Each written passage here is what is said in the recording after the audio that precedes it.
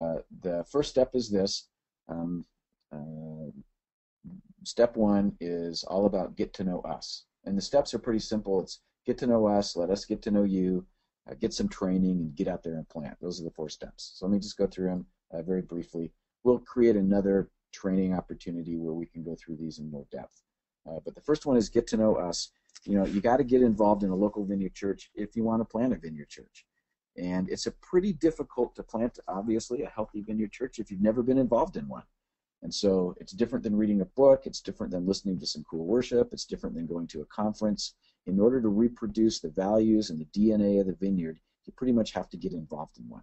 It's the best place for us to grow, to learn about our leadership potential. So we're constantly inviting people, if they're not involved in a local vineyard church, get involved.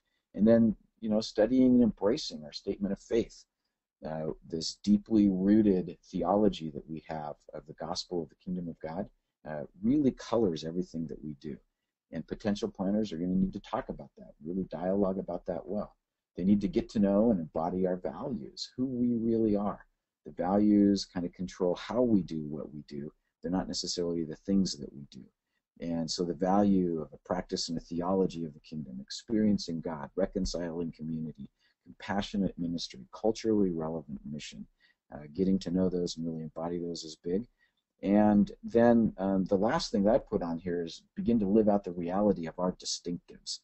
I think it was back in 2009, John Mumford, the overseer of the national director of the Vineyard Churches UK, did a talk at a leadership meeting about some of the distinctives of the vineyard that are categorized, or that are we talk about in almost cool little pithy statements in the vineyard, like the main and the plain, the now and the not yet, come holy